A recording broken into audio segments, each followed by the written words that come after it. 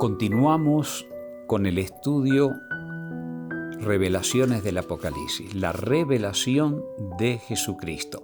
En el tema que vamos a estudiar hoy día, vamos a estudiar al personaje central del Apocalipsis, que es la persona de nuestro Señor Jesucristo. Recordando las palabras registradas por el apóstol Pedro, después que el Señor Jesús asciende en gloria, el Espíritu Santo viene sobre ellos y el apóstol Pedro comienza a hablar. Y dice allí en el capítulo 4, versículo 11 y 12, este Jesús es la piedra, reprobada por vosotros los edificadores, la cual ha venido a ser cabeza del ángulo, y en ningún otro hay salvación, porque no hay otro nombre bajo el cielo dado a los hombres en que podamos ser salvos. Sí, amigo, desde el mismo Génesis, después de la caída de nuestros primeros padres, Jesús se pone en acción para revelarles a ellos de qué manera vendría algún día el Mesías Redentor a la tierra. Allí en el mismo Génesis viene la muerte de los corderitos que simbolizaba al Mesías Redentor que iba a venir. Y toda la Biblia corre como un hilo dorado, toda la persona de Jesús, para llegar primeramente a ser el Mesías Redentor y en segundo lugar para ser el sumo sacerdote que ministraría por nosotros en el cielo y por último el Rey de Reyes que vendrá en gloria para restaurarla a la tierra y devolvernos como el primer Edén que nuestros primeros padres perdieron. Amables amigos, vamos a recordar en primer lugar ¿cuántas veces se lo menciona al Señor Jesús en el libro del Apocalipsis? De diferentes maneras. Por ejemplo, unas 250 veces se lo menciona en el libro del Apocalipsis. Y solamente en los 3 primeros capítulos, 137 veces. ¿Y con qué nombre se los menciona? Bueno, ahí tenemos en pantalla algunos de ellos, vamos a mencionarlo. Por ejemplo, testigo fiel y verdadero, uno de ellos, soberano de los reyes de la tierra, el otro, el alfa y el omega, otro, principio y fin, el todopoderoso, el hijo del hombre, el primero y el postrero, el amén, el santo, el verdadero, el cordero inmolado, la estrella resplandeciente de la mañana. Sí, amigo, no hay algo más importante. Cuando vayamos estudiando, vamos a ver cuál es el villano y el tirano que se opone a este glorioso Salvador, que es Satanás, tratando de anular las gloriosas verdades para la gente crea en superstición, en engaño, en tradiciones y no se someta a la voluntad del Eterno.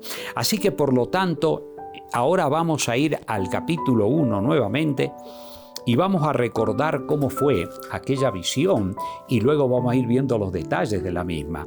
Dice allí desde el versículo 11, cuando Juan escucha esa voz como de trompeta que le habla: yo soy el alfa y el omega, el primero y el último. Escribe en un libro lo que ve y envíalo a las 7 iglesias que están en Asia, a Éfeso, Esmirna, Pérgamo, Tiatira, Sardi, Filadelfia y Laodicea. Y me volví para ver la voz que hablaba conmigo, y vuelto vi 7 candeleros de oro. Y en medio de los 7 candeleros a uno semejante al Hijo del Hombre, vestido de una ropa que llegaba hasta los pies y ceñido por el pecho con un cinto de oro. Su cabeza y sus cabellos eran blancos como blanca lana, como nieve, sus ojos como llama de fuego, y sus pies semejante al bronce bruñido, refulgente como en un horno, y su voz como estruendo de muchas aguas. Tenía en su diestra 7 estrellas, y de su boca salió una espada aguda de 2 filos, y su rostro era como el sol cuando resplandece en su fuerza. Sí, amigo, qué tremenda la visión que le da el Señor Jesús. Y saben ustedes que cada una de estas expresiones tiene lógicamente una explicación realmente maravillosa en la palabra de Dios. Por ejemplo, qué interesante que esta imagen que vemos acá no es una pintura inerte sin vida. A veces vemos ahí en los programas televisivos que la pintura del pintor famoso fulano cuesta millones de dólares y la compraron fulano de tal. ¿Y para qué? Para tenerla ahí colgada y ver solamente un cuadro. Pero saben, mis amigos, este cuadro que está acá es un cuadro vivo, porque el Señor Jesucristo es mi Salvador. ¿Y qué me dice el Señor Jesús si yo quiero estar con Él? Si yo quiero arrimarme con aquel que se aparece a Juan de esta gloria? ¿Por qué? Vamos a ver cada uno de esos detalles, ¿por qué? Pero vamos al Evangelio de San Mateo nuevamente, allí el capítulo 11, miren qué interesante la invitación que el Señor Jesús nos hizo cuando estaba en esta tierra. Dice allí el versículo 28, venid a mí todo lo que estáis trabajados y cargados, y yo os haré descansar. Llevad mi yugo sobre vosotros y aprended de mí que soy manso y humilde de corazón, y hallaréis descanso para vuestras almas. ¡Qué hermoso! Aquel que es el soberano del universo, aquel que resplandece con la gloria. Mis amigos queridos, el sol no es nada. Si Jesús, el dueño del universo con su Padre, el creador de todas las galaxias, es el Dios que sustenta todo con su gloria, es impresionante. Así que por lo tanto, a medida que vayamos analizando acá algunos de estos detalles, vamos a ver. La primera parte dice allí el apóstol Juan cómo estaba vestido. Dice allí la palabra de Dios, siempre en el capítulo 1, dice que la ropa que llevaba hasta los pies, ceñido por el pecho con un cinto de oro. O sea, la figura primeramente aparece como la figura de un sumo sacerdote. Saben ustedes, cuando estudiamos el santuario terrenal, todo lo que había allí era solo figura de Jesús, desde el sacerdote que ministraba, el corderito que se mataba, el candelabro con los 7 brazos alumbrando. Vamos a ver todo eso, que era todo una figura de Jesús. Así que por lo tanto se lo presenta acá como el sumo sacerdote. Ahora, mis amigos, Juan lo vio así en la tierra. Pero ¿dónde está Jesús ahora? Sí, como sumo sacerdote. Si nosotros vamos a la carta que el apóstol Pablo escribe a los cristianos hebreos, en el capítulo 4, verso 14, en adelante leemos: por tanto, teniendo un gran sumo sacerdote que traspasó los cielos, Jesús, el Hijo de Dios, retengamos nuestra profesión, porque no tenemos un sumo sacerdote que no pueda compadecerse de nuestras debilidades, sino uno que fue tentado en todo, según nuestra semejanza, pero sin pecado. Acerquémonos pues confiadamente al trono de la gracia para alcanzar misericordia y hallar gracia para el oportuno socorro. Qué hermoso. Así que, mis amigos, ahí está el sumo sacerdote ministrando en la presencia del Padre para que nosotros nos alleguemos a Él a través de la oración, porque es el único mediador entre Dios y los hombres. La otra figura dice que tenía su cabeza blanca como la nieve, ¿verdad? Y entonces, ¿de qué aspecto está hablando acá? Cuando nosotros vamos al libro del profeta Daniel, en el capítulo 7, allí nosotros tenemos la escena que va a ocurrir, ha ocurrido ya, cuando comienza el juicio preadvenimiento o el juicio investigador en los cielos antes que Jesús vuelva a la tierra. Capítulo 7 va mostrando los reinos del mundo, ¿verdad? Cómo iban a aparecer en la tierra, cómo iba a aparecer Roma, el desmembramiento de Roma por las hordas bárbaras, todo lo que iba a haber durante todos esos siglos de la historia, las grandes persecuciones a los cristianos, tristemente, y entonces finalmente llegando al 1800, cuando se estudia la profecía, ahí están también las profecías de Daniel del capítulo 8 y 9. Pero qué interesante el detalle que aparece allí en el capítulo 7, en el momento que empieza la obra del juicio. Dice allí el versículo 9: estuve mirando hasta que fueron puesto trono, y se sentó un anciano de día cuyo vestido era blanco como la nieve y el pelo de su cabeza como lana limpia. Lo mismo que aparece Jesús, ¿verdad? Y su trono llama de fuego, un río procedía y salía delante de él, millares de millares le servían y millones de millones asistían delante de él. El juez se sentó y los libros se abrieron. Y si leemos el versículo 13 y 14, miraba yo en la visión de la noche, y aquí con las nubes del cielo venía como un hijo de hombre que vino al anciano de día, le hicieron acercarse delante de él y le fue dado dominio, gloria, reino, para que todos los pueblos, naciones y lenguas le sirvieran. Su dominio es dominio eterno que nunca pasará y su reino uno que nunca se destruirá. ¿Qué les parece, mis amigos? Ahí está Jesús también, junto con el Padre, su vestidura, su cabello blanco, blanco como blanca lana y como la nieve, tal como lo dice ahí el libro del Apocalipsis. ¿Qué otro detalle podemos ver allí? Dice que sus ojos eran como llama de fuego.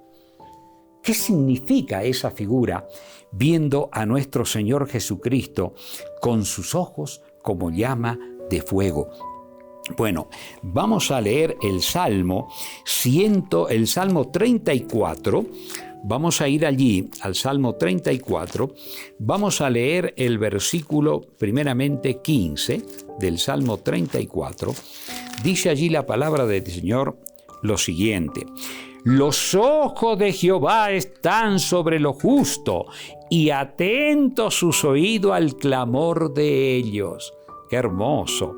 Y el versículo 17 dice: claman lo justo y Jehová oye y los libra de todas sus angustias. Cercano está Jehová a los quebrantados de corazón y salva a los contritos de espíritu. Sí, mis amigos, los ojos de Jehová, los ojos de Jesús como llama de fuego son primeramente para los que nos arrimamos a Dios. Esas llamas de fuego son para purificarnos de las debilidades que tenemos, de la naturaleza humana caída que traemos todos, de aquellas debilidades que nos han hecho en esta tierra personajes pecadores, pero que el Señor Jesús viene a purificarnos, a limpiarnos, a librarnos de todos ellos. Miren qué hermoso. Todo eso podemos ver, hay muchos detalles más que podemos ver ahí de los ojos como llama de fuego. En el mismo capítulo 33 y verso 18 dice: he aquí los ojos de Jehová sobre los que le temen, sobre los que esperan en su misericordia. Qué hermoso. Así que por lo tanto allí tenemos otra ilustración bella. Después dice: los pies como el bronce bruñido. ¿Qué significa eso? Mis amigos, Jesús pisó solo el lagar de la ira de Dios, porque Él vino a cargar los pecados de toda la humanidad desde el Edén hasta el final de la historia. Jesús pagó la deuda de todo, por eso la Biblia dice que Dios no quiere que nadie perezca, sino que todos procedan al arrepentimiento. ¡Ay de los que se pierdan! Cuando Jesús le muestra en la hora del juicio que murió por ellos también, y les dio la oportunidad, y los llamó, pero no quisieron aceptar su plan. Miren, mis amigos, solamente recordando las palabras de Isaías, en el capítulo 53 de su libro, 700 años antes que Jesús pase por ese horno de fuego terrible, esos pies como el bronce bruñido ahí, todas las pruebas duras que él tenía que pasar. El capítulo 53 de Isaías dice: despreciado y desechado entre los hombres, varón de dolores y experimentado en quebranto, y como que escondimos de él el rostro, fue menospreciado y no lo estimamos. Ciertamente llevó él nuestras enfermedades y sufrió nuestros dolores, y nosotros le tuvimos por azotado, por herido de Dios y abatido. Mas él herido fue por nuestras rebeliones, molido por nuestros pecados. El castigo de nuestra paz fue sobre él, y por su llaga fuimos nosotros curados. Todos nosotros nos descarriamos como ovejas, cada cual se apartó por su camino, mas Jehová cargó en él el pecado de todos nosotros. Angustiado él y afligido, no abrió su boca. Como cordero fue llevado al matadero, y como oveja delante de sus trasquiladores, enmudeció y no abrió su boca. Amigo mío, podemos pensar en algo más glorioso. Aunque Jesús haya sufrido tanto, y ni la eternidad alcanzará para que comprendamos la magnitud de tan grande sacrificio, ¿cómo vamos a menospreciar esa redención tan grande que Él nos está ofreciendo? Y luego dice también la palabra de Dios allí, que de su boca salió una espada aguda de 2 filos. ¿Qué significa eso? El libro de Hebreo también lo aclara. Miren, amigos, todo lo aclara la palabra de Dios. ¡Qué maravilla! El libro de Hebreo que escribe el apóstol Pablo también, en el capítulo 4 y el versículo 12, leemos: porque la palabra de Dios es viva y eficaz, y más cortante que toda espada de 2 filos, y penetra hasta partir el alma, el espíritu, las coyunturas y los tuétanos, y discierne los pensamientos y las intenciones del corazón. Sí, amigo querido, estamos estudiando la palabra de Dios. Estamos estudiando el libro del Apocalipsis, que es una revelación de Jesucristo. Es la espada del espíritu, es la palabra de Dios. Si tú quieres alcanzar la vida eterna, tienes que obedecerla. No te dejes llevar por los falsos conceptos religiosos y las tradiciones que han eclipsado la gloria de la palabra de Dios. Que Dios te bendiga grandemente, para que en esta hora el personaje central del Apocalipsis sea también el personaje central en tu vida, en tu corazón. En el próximo tema ya entraremos a ver el desarrollo de las 7 iglesias que abarcan